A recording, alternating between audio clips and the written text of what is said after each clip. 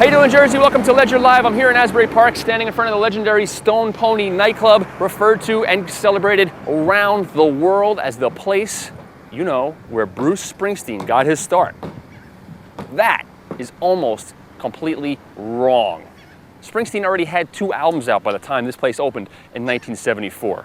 But if there is one place around here that can be sort of described as the spawning ground for Bruce Springsteen and a lot of other great musicians, it's a short walk away in a building upstairs from an old shoe store. It used to be called the Upstage Club. And today is a crucial day in the history of that building and in New Jersey rock and roll. The old Upstage Club is going on the block. Check it out. Welcome to the cave.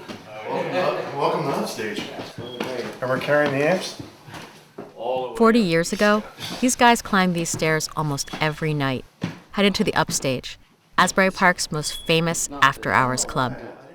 It was only open for 3 years, but the Upstage holds a lot of history. Some of New Jersey's most famous musicians started here, stars like Bruce Springsteen and Southside Johnny. For years, the building was slated for condos, but the project stalled. Now the building's up for auction. The club, which is untouched since it was closed in 1971, will be sold to the highest bidder. The 2 previous owners since 1981 have not touched it.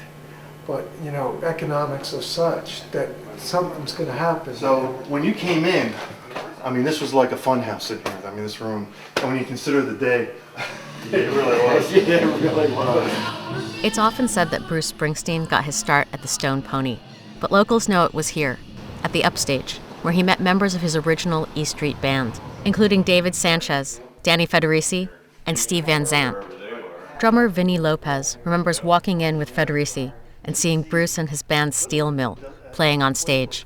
We stood over by that door over there, and Bruce and little Vinny here were playing on the stage, and Big Bobby was up there, and that made the start of a whole new deal for me. You know, there are moments in everybody's life where, whether it be, you know, if you went to war, if it might have been a marriage or a relationship, something has an impact on your life that shapes you. This place had such an impact on making us and defining us as to who we were. Every night until 5, 6 in the morning, the greatest music in the world came out of this place.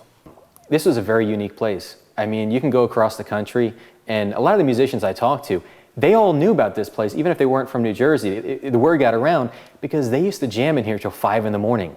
That was an experience I don't think you really find too many places in the country. It's like a rock and roll high school, but a club. Our generation had a place to go. You didn't have to worry about people harassing you for what you believed, and you got to play. You got to play with a bunch of fantastic musicians. Yeah. There you go. I got a piece. That's okay. Oh, man. I'll give you part of this piece. Sheila and Erwin Strauss, who own the building, are still hoping that someone will preserve the place as a museum or music center. That's why I've held back on just doing a pure business venture. We're hoping for that. Well, I hate to see it go. Can't believe it's over. Look at the view up to the 3rd floor. It's amazing. Sad and amazing. It's going to be interesting to see what happens with that place. You know, there's so many Bruce Springsteen landmarks and sort of little historical spots around here, including this place, the Madame Marie fortune-telling booth that Springsteen made famous. In fact, I'm reading here at Inside Jersey magazine, an article by Stan Goldstein, NJ.com's Springsteen blogger, that lists a whole host of places that, you know, kind of become like almost a little tourist circuit here. In fact, you can see all sorts of Springsteen fans and tourists stopping by, getting out of their cars. Sometimes they come by the busload to take pictures of this place and the Stone Pony. But it'll be interesting to talk to a guy who lives in one of those places to see what that's like. Check out the video.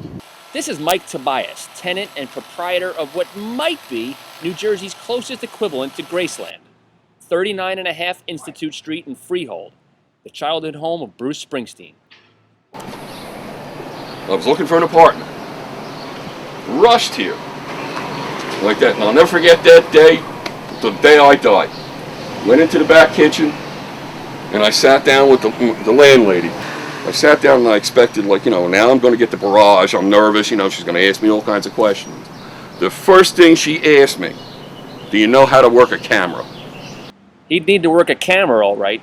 because over the next 14 years, there would be a steady and constant stream of Springsteen fans stopping by. We get, like, you know what I'm saying, we get a few people. Sometimes we get them by the, you know, the busload, 20, 25 people at a time. You know, I don't mind them coming up on the front porch. They sit down, you know, have a group shot. They go across the street. Oh, it's like I never leave my backyard, and I talk to people all over the world. It's great. It's great. Germany, Spain, Japan. That was a little difficult. But only one, a woman from Ireland, has ever gotten past the chain link fence. And the one girl, really, I felt bad for her. She had to go to the ladies' room. Oh. And I let her use the facility. She was the only one. The rest have to settle for photos. Bruce used to say that he used to sit there and play his guitar. Like that, and he remembered one time, you know, when he came over, he says as a boy, too, he used to say that he remembers his father during the holidays, Christmas time, coming through the front door with a bicycle for him, and he thought Santa Claus was at the end of the bicycle.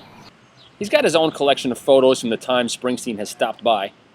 But all in all, he's far from starstruck himself. But even some people, you know, like, look, you know, says, oh, you know, don't you like it? You know, don't you like his music? Like that. And I'm going, yeah, it's all right. You know, and all of a sudden, you know, I said that the other day to somebody, it looked like they were getting ready to lynch me. You know, and I'm going, well, you know. But he's just, you know, just a down-to-earth guy. Yeah. You know, that's what's pleasant about him. You know. All right, seems like he takes it all pretty well. Pretty good dude. That wraps up Ledger Live for today. Listen, follow us on Facebook, follow us on Twitter, and we want to hear from you. LedgerLive@starledger.com is the email address. Take it easy, Jersey.